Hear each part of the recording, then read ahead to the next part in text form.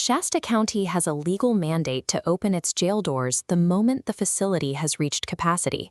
This physical reality began in 1984. The county opened a maximum security structure designed to house exactly 381 inmates, a number that left little room for future growth or legislative shifts. By 1993, the Superior Court issued a capacity release order to address overcrowding. This ruling permanently capped the jail's utility, authorizing the sheriff to release inmates or refuse new ones whenever the population hits 90% of its rated capacity. This 30-year-old legal ceiling is now colliding with current community anxiety. 2025 public surveys highlight a sharp rise in concerns over property crime and a growing frustration with what residents describe as a jail economy.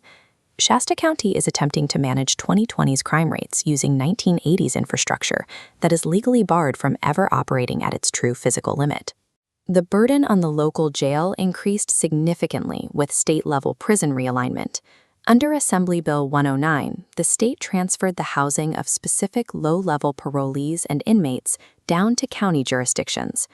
Before realignment, jail sentences were generally limited to 1 year. This timeline shows how local beds were suddenly consumed by inmates serving multi-year sentences in a facility built for short-term stays. Proposition 47 added, by reclassifying several felonies as misdemeanors, the law eliminated state prison sentences for many offenders, diverting them directly into an already strained local system. County jails effectively became local state prisons.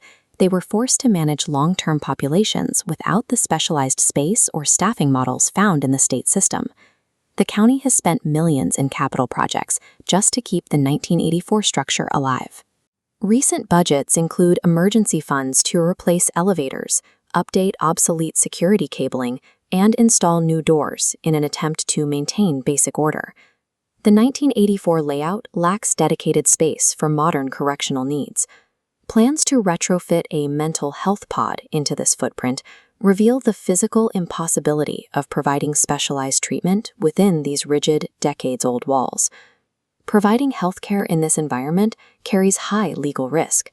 To manage the liability of providing medical and mental health care in an obsolete space, the county outsourced operations to private correctional healthcare groups. These capital expenditures are expensive life support for a facility that has reached its engineering and legal limits. This physical decay and legislative overcrowding eventually broke the human workforce. A severe retention crisis emerged as staff morale collapsed under the weight of mandatory overtime.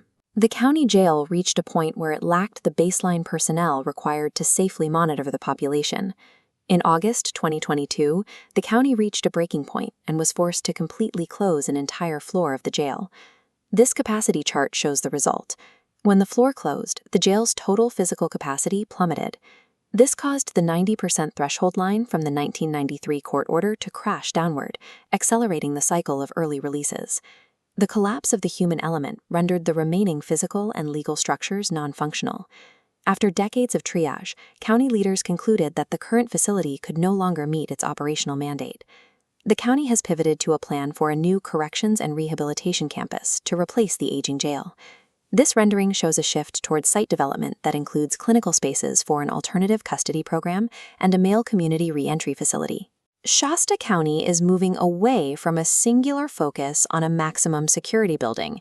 This new model attempts to balance community safety with a system designed to survive the legislative and legal landscape of the 21st century.